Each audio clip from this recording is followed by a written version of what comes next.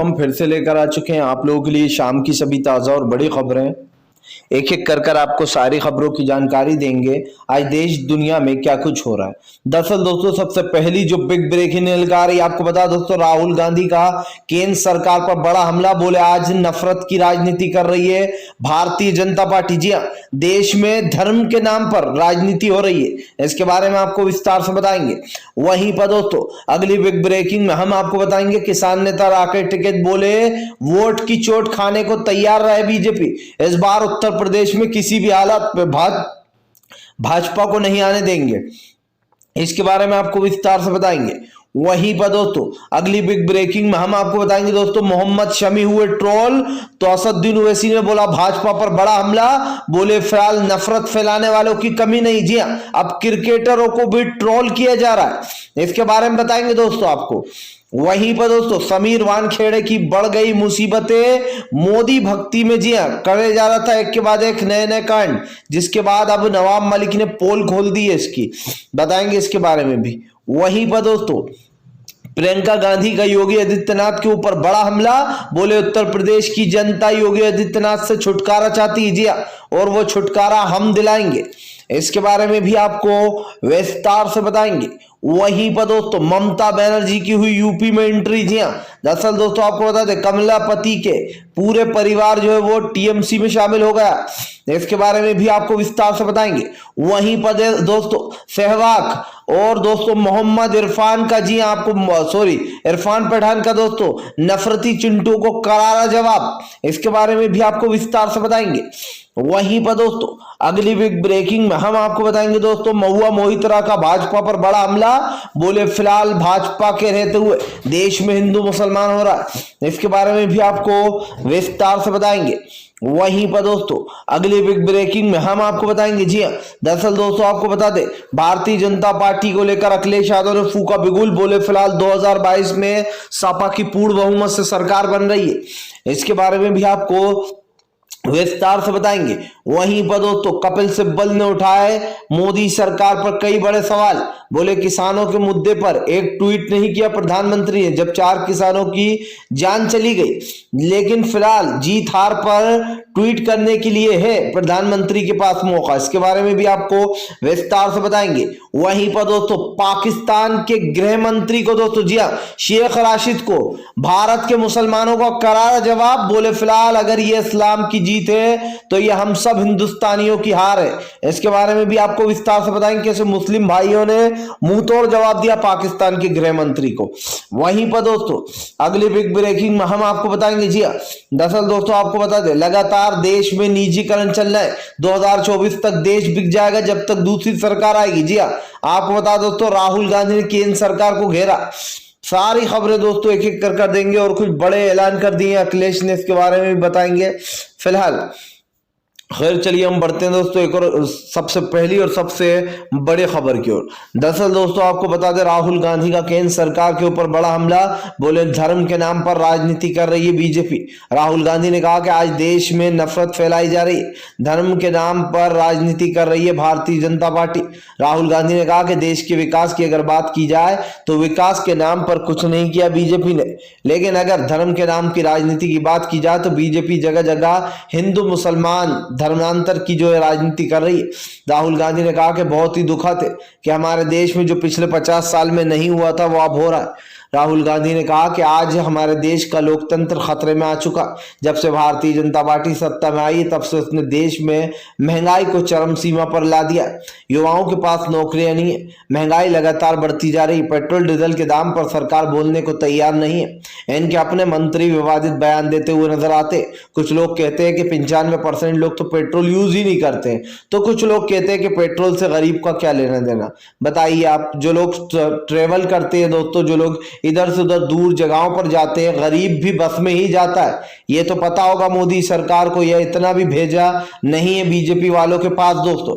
मैं मानता हूं कि गरीब के पास दोस्तों जो ज्यादा ही गरीब जाति के वो गाड़ी है तो चलाते नहीं है बाइक वगैरह, लेकिन दोस्तों एक मिडिल क्लास इंसान तो बेचारा बाइक चलाता है, जो पेट भरने के लिए बाइक पर मैंने देखा कई लोग सामान बेचते फिरते हैं दोस्तों। कोई लोग गैस के चूल्हे सुधारते फिरते हैं, कुकर सुधारते फिरते हैं, चलिए अगर इनकी भी बात छोड़ दी जाए एक पल को, तो दोस्तों सबसे ज्यादा गरीब लोग बस में ट्रेवल तो करते हैं ना, ये वो भी भारतीय जनता पार्टी को पता नहीं है। दोस्तों साफ दिखाई दे रहा है कि बीजेपी के राज में लगातार महंगाई बढ़ती जा रही है। राहुल गांधी ने कहा कि देश आजाद होना चाहता है। जी हाँ, एक बार अंग्रेजों से आजाद हुआ था, इस बार इन जैसे काले अंग्रेजों से भी दोस्तों आजाद होना होगा। जी हाँ, फिलहाल खैर चलिए हम बढ़ते हैं दोस्तों एक और अगली बिग ब्रेकिंग की तरफ।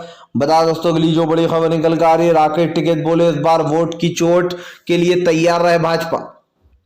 दरअसल दोस्तों लंबे समय से किसान नेता राकेश टिकैत सीमाओं पर डटे हुए हैं। किसान नेता राकेश टिकैत के आंदोलन करने का सही तरीका यही है। राकेश टिकैत ने साफ कहा कि टिकैत साहब के जमाने से सरकार के खिलाफ जब भी सरकार ने कुछ गलत फैसले लिए तो इसी तरीके से आंदोलन हुआ। हम भाजपा के खिलाफ नहीं थे, लेकिन भाजपा ने इस देश को अपने खिलाफ कर लिया। राकेश टिकैत ने कहा पहले तो सिर्फ किसान ही खिलाफ था, पूरा देश खिलाफ हो चुका है अब। राकेश टिकैत ने कहा कि ये लड़ाई सिर्फ किसानों की नहीं, ये लड़ाई आम जनता की है, ये लड़ाई उन लोगों की है जो महंगाई से लगातार जूझ रहा है। दोस्तों अगर एक तरीके से देखा जाए तो पेट्रोल के बढ़ते दाम लगातार आम जनता के सर पर वार कर रहे हैं।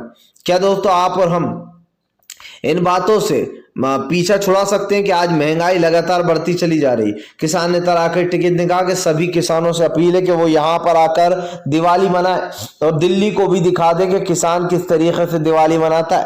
राकेश टिकैत ने कहा कि ये लड़ाई जब तक चले चले, लेकिन फिलहाल किसान यहाँ पर ही दिवाली मनाएगा और वो अपने परिवारों के साथ मनाएगा। आपको बता दोस्तों परिवारों को भी न्योता दे दिया गया। बताया जा रहा है कि किसानों के परिवार भी इस दिवाली में शामिल होंगे, जहां जहां किसान अपना आंदोलन कर रहे हैं धरना स्थल पर। संयुक्त किसान मोर्चा ने यह बड़ा ऐलान किया है दोस्तों कि संयुक्त किसान मोर्चा इस बार उत्तर प्रदेश में भाजपा की सरकार नहीं आने देगा। राकेश टिकैत ने कहा कि संजीव बालियान जैसे लोग दंगे भड़काऊ होते जी, और दंगे भड़काकर इनके ऊपर से केस भी बंद कराने की कोशिश की जाती है। साफ दिखाई दे रहा है दोस्तों किसान नेता राकेश टिकैत ने सरकार को घेरने की रणनीति अभी से ही बना ली, क्योंकि दोस्तों अब ज्यादा समय रह नहीं गया उत्तर प्रदेश के चुनाव में। फिलहाल खैर चलिए हम बढ़ते हैं दोस्तों एक और अगली बिग ब्रेकिंग की तरफ। बता दोस्तों अगली जो बड़ी खबर निकल कर आ रही। जी हाँ, दरअसल दोस्तों आपको बता दें असदुद्दीन ओवैसी ने बोला भाजपा पर बड़ा हमला।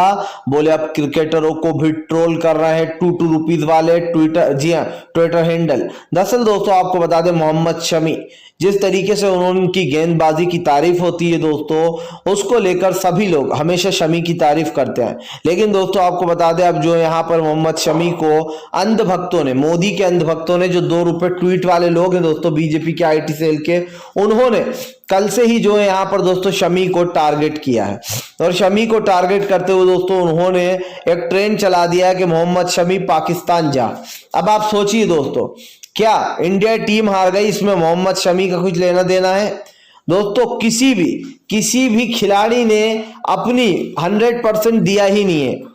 जिस तरीके से पाकिस्तान के साथ इनका मैच हुआ दोस्तों, किसी भी टीम ने अपना 100% नहीं दिया।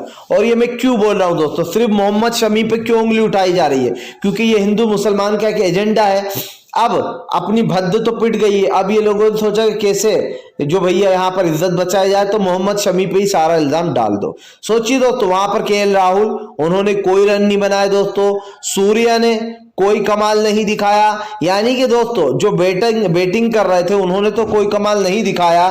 और सवाल किसके ऊपर उठे दोस्तों? मोहम्मद शमी के ऊपर, जिसको लेकर दोस्तों आपको बता दें जमकर भड़क गए असदुद्दीन ओवैसी। और असदुद्दीन ओवैसी ने कहा कि भारतीय जनता पार्टी के नेतृत्व में नफरत फैलती जा रही, देश में नफरत फैला रही है बीजेपी की पार्टी, और उस नफरत का असर अब क्रिकेट पर भी दिखाई देने लगा है। आपको बता दो दोस्तों मामला सिर्फ असदुद्दीन ओवैसी तक ही नहीं रुका, और उसके बाद दोस्तों वीरेंद्र सहवाग जो है दोस्तों, सहवाग ने ट्वीट करते हुए लिखा कि मोहम्मद शमी पर उंगली क्यों उठाई?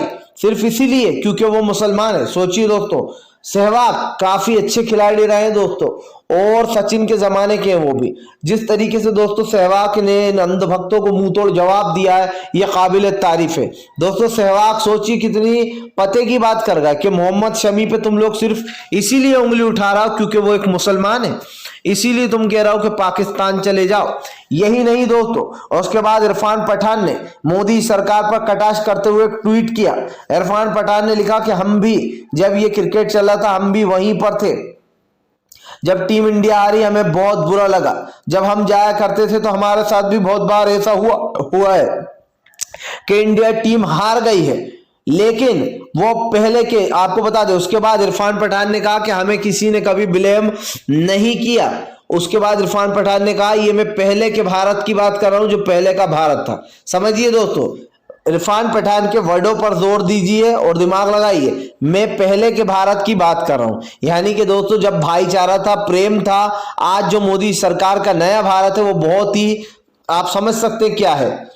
तो कहीं ना कहीं नफरत वाला ये जो भारत है, इसको छोड़कर इरफान पठान ने पहले वाले भारत की बात की है, जो 2013 से पहले था दोस्तों, 2012-11 में जब मनमोहन सिंह साहब की सरकार थी। काबिल तारीफ दोस्तों, काबिल तारीफ, इतने प्यारे प्रधानमंत्री। और सबसे अच्छी बात यह दोस्तों कि उनका कार्यकाल को लोग आज भी याद रखते हैं। सबसे ऊपर जीडीपी गई थी।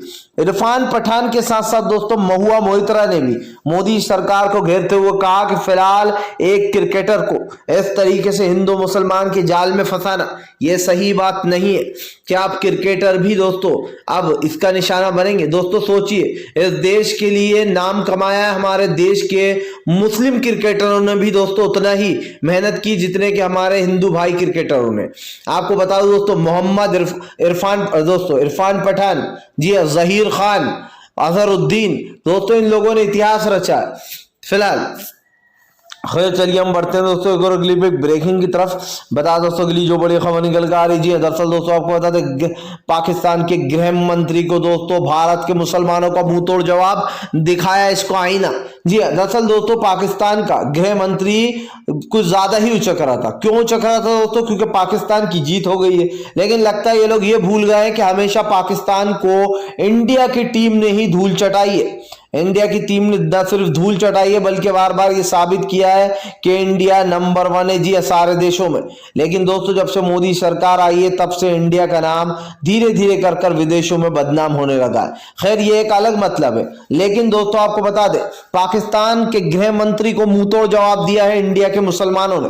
दरअसल दोस्तों पाकिस्तान के गृह मंत्री शेख राशिद लिखते हैं कि ये पाकिस्तान की जीत नहीं बल्कि ये इस्लाम की जीत हुई है, जिसके बाद दोस्तों मुस्लिम लोग भड़क गए। और यहां पर आपको बताता चलूं दोस्तों, शेख राशिद को लिखा कि ये इस्लाम की जीत नहीं है, और अगर ये इस्लाम की जीत है तो हमारे ये पूरे हिंदुस्तानी भाइयों की हार है। जी हाँ, इसको लेकर दोस्तों लोगों ने शेख राशिद को कहा कि अपनी बकवास बनकर, बहुत सारे लोगों ने दोस्तों बहुत सारे तरीके कमेंट किए, जिसके बाद पाकिस्तान का गृह मंत्री शेख राशिद दुम दबाकर भाग निकला। साफ दिखाई दे रहा कि अगर इंडिया से खिलवाड़ करोगे तो मुंह की खाओगे और मुंह पे ही तुम लोग को जवाब भी मिलेगा। फिलहाल खैर चलिए हम बढ़ते हैं दोस्तों एक और अगली बिग ब्रेकिंग की तरफ। बता दोस्तों अगली जो बड़ी खबर निकल कर आ रही है दोस्तों आपको बता दें ममता बनर्जी पहुंची उत्तर प्रदेश, यूपी में हुई हलचल तेज। दरअसल दोस्तों आपको बता दें इन दिनों अखिलेश यादव ममता बनर्जी का साथ पाना चाह रहा है। अखिलेश यादव ने दोस्तों आपको बताता चलूं बंगाल, जी हाँ बंगाल जाकर ममता बनर्जी का समर्थन कर दिया था। तो और अपना समर्थन देने के साथ साथ अखिलेश यादव सुर्खी में भी आ गए थे। अब सुर्खियों में आने के बाद दोस्तों बताया जा रहा है कि अखिलेश यादव भी ममता बनर्जी से चाहते सपोर्ट, इसलिए दोस्तों सरगर्मी तेज हो गई है उत्तर प्रदेश की। हालांकि ममता बनर्जी जो है दोस्तों आपको बता दे वहां पर पहुंची थी। जी हाँ, ममता बनर्जी उत्तर प्रदेश पहुंच चुकी है। आपको बता दें वो कमलापति के परिवार को टीएमसी में शामिल करने पहुंची थी, जिसके बाद दोस्तों अभी ये कयास लगाया जा रहा है कि ममता बनर्जी अखिलेश यादव के सपोर्ट में उत्तर प्रदेश में भाजपा के खिलाफ बिगुल फूकेंगे। हालांकि दोस्तों ममता बनर्जी ने तीसरे फ्रंट की तैयारी कर ली है। ममता बनर्जी ने साफ कर दिया कि वो तीसरा फ्रंट बनाएंगी ही बनाएंगी, और भारत से भारतीय जनता पार्टी का नामो निशान भी मिटा देंगे। साफ दिखाई दे रहा है दोस्तों कि ये जो बड़ी पार्टी बनने वाली है इसको लेकर कई लोगों का इसमें समर्थन भी होगा। तो दोस्तों यकीन मानिए तीसरा मोर्चा तीसरा फ्रंट होना भी चाहिए। जिस तरीके से देश दो पार्टियों से उकता जाती है तो तीसरे को, लेकिन तीसरी ऐसी हो दोस्तों पार्टी कांग्रेस की सोच वाली।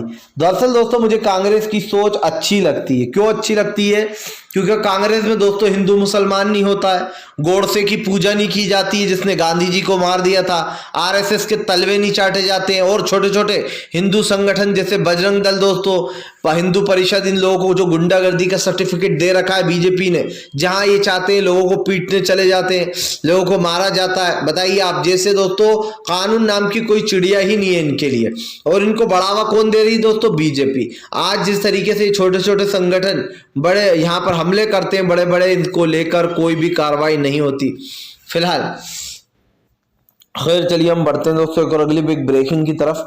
बता दोस्तों अगली जो बड़ी खबर निकल कर आ रही है, दरअसल दोस्तों आपको बता दें एनसीबी के वाहन खेड़े बुरी तरीके से फंसा, लोगों ने उठाए कई बड़े सवाल। दरअसल दोस्तों शाहरुख खान से 25 करोड़ मांगने के बाद समीर वानखेड़े की मुश्किलें बढ़ गई हैं। समीर वानखेड़े ने सोचा था कि ये मामला अब सुलझता चला जाएगा, पैसे तो मिले नहीं तो शाहरुख खान के बेटे को ही फंसा दिया, लेकिन इन्हें ये नहीं पता था कि इनका बाप भी पीछे बैठा है। जी हम महाराष्ट्र पुलिस, अब दोस्तों उद्धव ठाकरे ने इनके खिलाफ मोर्चा खोल दिया। साफ दिखाई दे रहा है कि उद्धव ठाकरे इनकी पूरी तरीके से दोस्तों फजीयत करने वाले हैं, और कैसे करने वाले हैं दोस्तों ये आपके सामने आ जाएगा। जिस तरीके से शाहरुख खान को बदनाम करने की कोशिश की गई है, इससे एक चीज साफ हो जाती है दोस्तों कि देश में अभी भी हिंदू मुसलमान की राजनीति जोरों शोरों से चल रही है, और तब तक ये जोरों शोरों से चलेगी जब तक चुनाव खत्म नहीं हो जाते। जी हाँ दोस्तों, 5 राज्यों में चुनाव होना है, बीजेपी का एक ही एजेंडा होता है हिंदू मुसलमान। अगर वो हिंदू मुसलमान नहीं करेगी दोस्तों तो आप समझ सकते हैं कि उसका एजेंडा किसी काम नहीं रह जाएगा। ये साफ दिखाई दे रहा है दोस्तों कि जगह जगह जाकर बीजेपी के लोग ट्वीट कर रहे हैं, और 2-2 रुपए वाले ट्वीट करवाए जा रहे हैं बीजेपी की आईटी सेल से। इसको लेकर अब वानखेड़े घिर गया है दोस्तों। वानखेड़े की याचिका पर जो है हाईकोर्ट ने भी मना कर दिया कि आप ऐसे एक ये वो देकर जो है सुनवाई नहीं करवा सकते। आपको बता चलूं दोस्तों यहाँ पर मुश्किलें बढ़ती चली जा रही हैं समीर वानखेड़े की फिलहाल। खैर चलिए हम बढ़ते हैं दोस्तों एक और अगली बिग ब्रेकिंग की तरफ। बता दोस्तों अगली जो बड़ी खबर निकल कर आ रही, प्रियंका गांधी का दोस्तों योगी आदित्यनाथ के ऊपर बड़ा हमला, बोले फिलहाल 2022 जी हाँ अंत का समय है बीजेपी का।